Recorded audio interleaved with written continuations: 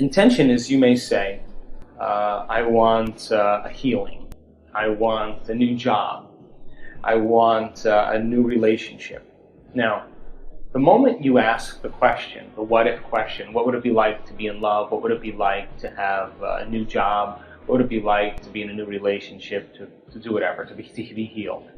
The moment you ask that question, the part of your brain called the frontal lobe, which is the crowning achievement of the human being, 40% of your brain is the frontal lobe. It's the workshop. It's the creative center.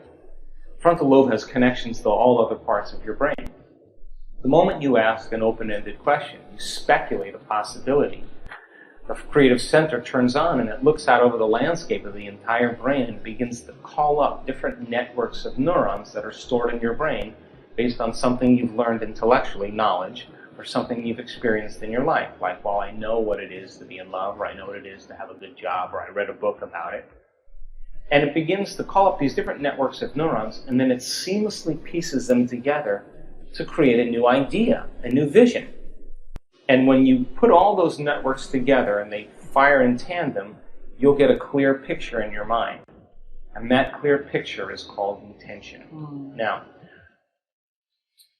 the more you have conditions, or the more you have specifics about that job, like, for example, I want to make this amount of money more a year, I want to have health benefits, I want to have 3 weeks vacation, I want to travel, I want to work with great and unlimited creative people. That all is the elements that help to add to that vision. Now, the picture you get in your mind could be the word job, or it could be just an image that's personal to you. But the image then represents all of those conditions. So you can have several conditions that make up your intention. But the intention typically is a symbol. Like, you may see a retreat center that you may want to start, and you have a picture of it. But once you see that picture, the next thing that happens, you start to live that dream. The moment you start to take that dream and it turns into a living motion picture, what happens is, the moment it starts taking on form and it starts taking on time, you start to experience it and all the things you're going to do, you're actually living in that future, and your brain does not know the difference between the actual event that takes place in your life and what you're imagining in your mind. We call it mental rehearsal in my work, but you're literally rewiring yourself to the future. Now your brain is no longer a record of the past. It's now, in fact, a map to the future. Now, most people stop at this level, but there's another level. Because once you have that intention, and I watched you do this, what makes the intention have life is when you combine it with that. Why? Because your body is your unconscious mind. It doesn't know the difference between an experience in your life that creates an emotion and an emotion that you're fabricating by thought alone. So your body now, as the unconscious mind, is living in that future in the present moment, and you're beginning to epigenetically change your cells in preparation for that event. So then, here's the condition, the caveat.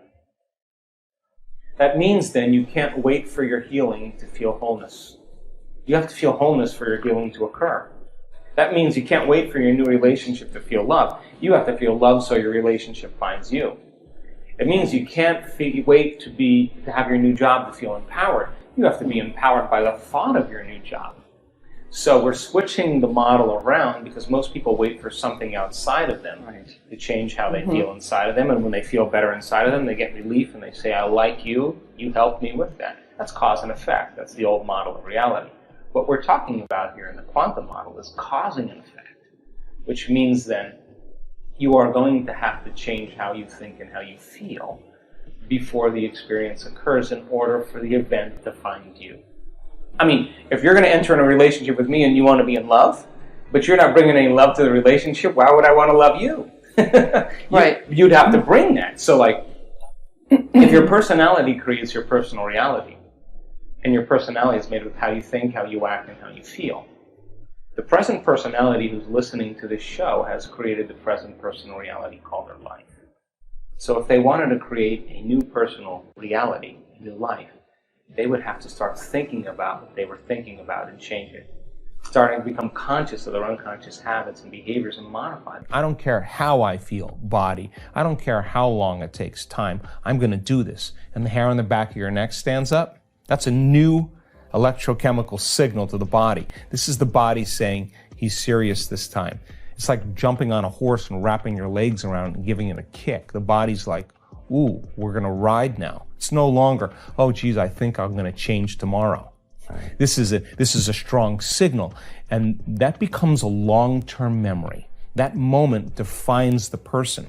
So then the stronger the emotion, if the emotion of inspiration is greater than the emotion of suffering from the past experience, the stronger the emotion they feel, the more they pay attention to the picture in their mind. We could say they're remembering their future, and they're beginning to brand that circuitry in their brain and send a new emotional signature to their body. In a sense, they're creating a coherent, clear intention with an elevated, coherent heart emotion, and now they're broadcasting a whole new signature, and that's dropping a big stone in a very placid lake, and here come the waves. That's moving right out into reality, and the person is beginning to change their energy, and nobody changes until they change their energy, and when they change their energy, they change their life. And what's the cool part? The cool part is you start seeing the breadcrumbs coming from the universe. You start saying, keep going, Brian. You're starting to see these synchronicities and these coincidences and these opportunities. And people say, I'm not doing anything. Well, of course you're not doing anything like in the same way you've done everything. You're changing your energy, and now it could be that simple in the present moment. You start seeing feedback coming into your world. I think that's what people want. As I've said in the past on your show, science is that language. And you can combine the quantum model and neuroscientific model with neuroplasticity and neuroendocrinology and psychoneuroimmunology and epigenetics and electromagnetism and all those wonderful different branches of science and build a new model of understanding. The person has to be able to explain that model. If they can't explain it, Brian, it's not wired in their brain. So they can't assign meaning to what they're doing. They leave it up to conjecture. They leave it up to hope. They leave it up to wishing, praying, wanting. That's the old model. But when they understand what they're doing and why, and they can articulate it, they're installing the neurological hardware in their brain in preparation for the experience, so they'll understand how to do it better. And make it so simple, right, that it's not about making it complicated. What it's about is eliminating everything else that's not part of the formula. So stop wondering why it hasn't happened. Stop analyzing and judging yourself. Stop saying, I can't, it's too hard. Those are the very things that are standing in the way between you and your future. So you come up against yourself. Well, what do most people do when they come up against themselves at home in their meditation? They say, I can't meditate. They get up, they get on their cell phone, they quit. Yeah. They get up, they turn the TV on, they get up, they do whatever, have a cup of coffee, whatever. They haven't gone past that point because they don't understand that they should. So then when you begin to create a model of understanding and the person can explain it, they're wiring it in their brain. Now, as they install the neurological hardware in their brain, they're priming their brain for the experience. So then you give them the instruction and they can understand what they're doing and why, and you set up the conditions in their environment where they feel safe enough to create. Now we take them to the next level, and the experience then begins to change their brain. It begins to change their body. It begins to downregulate certain genes, upregulate other genes. And you may have a good meditation, you may not have one that's so great. But if I said to you, now, Brian, what did you do really well in that last meditation that you love about yourself? Explain that to me. And you can articulate what you did really well. I guarantee you, when it comes time to do it again, you'll do it again. Then if I said to you, if you had another opportunity to do it again, what would you do differently? What would you bring? What would you improve on? What would you work on? And if you can articulate that, I guarantee you, you're going to become conscious of those unconscious things that you were once unconscious of, and now you're going to go a little further. And when you stretch a person a little further past that point where they normally stop, that unknown